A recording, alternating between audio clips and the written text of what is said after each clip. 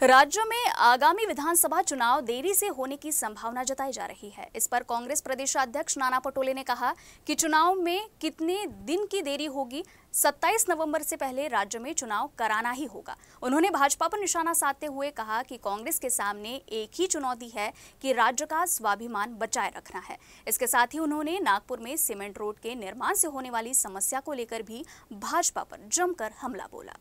त्यांनी फक्त मनच म्हणायची, आता कोणाला बुक्का पडणार आहे त्याला फक्त निवडणुका तर लावा म्हणा, निवडणुका लावा। किती दिवस तुम्ही निवडणुका उशीर करणार? आता तेच तिथून चर्चा झालेली आहे की निवडणुका पुढे ढकलणार। किती दिवस ढकलणार?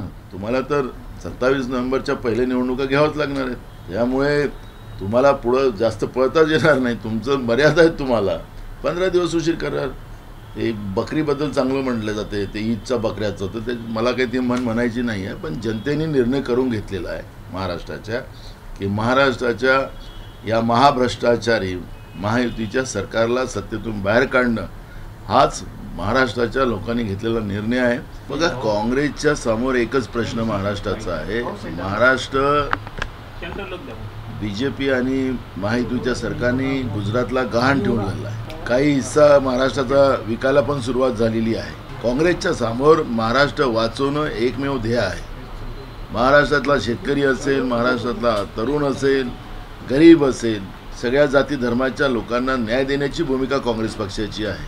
आम्ही अनेकदा सांगितलं की महाविकास आघाडी म्हणून आम्ही समोर जाऊ, पण कोणी खाली काय बोलत असतील त्याच्यापेक्षा आमच्यासाठी महाराष्ट्राचा स्वाभिमान आणि महाराष्ट्राचा धर्म वाचवणं हा काही मोठ्या महत् प्रयत्नांनी यशवंतराव चव्हाण साहेबांच्या मंगल कलशानी हा आणि त्याच्यानंतर अनेक राज्यामध्ये मुख्यमंत्री झाले, त्यांच्या प्रयत्नांनी हा महाराष्ट्र उभा झालेला आहे। नागपूरचा विकास हा देशात गाजतोय आता सध्या।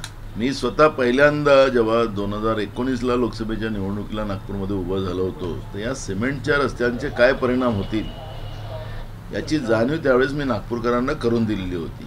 पण त्यांच्या विकासाचा धसका एवढा मोठा होता की लोकांनी विकास पुरुषालाच निवडून द्यायचा त्यांनी केला होता आणि तो भकास नागपूरचा कसा करायचा त्यांनी ठरवलेला होता। त्यामुळे केळीबाग असेल, त्यांच्या आजूबाजूच्या दुकानं असतील, घरं असतील, स्वतःसाठी कसा विकास केलेला आहे तो पण नागपूरकर आरामात ओळखतातच आहे। परवा नागपूरच्या सर्वसामान्य लोकांनी आम्हाला सिमेंटचे रस्ते आता नागपूरला नकोच आणि आमचं नागपूर वाचवा हे हाक अगर नागपूरकर देत असतील तर मी 2019 मध्ये जी भूमिका मांडली होती त्याला आता नागपूरकरांनी समर्थन दिलेलं आहे।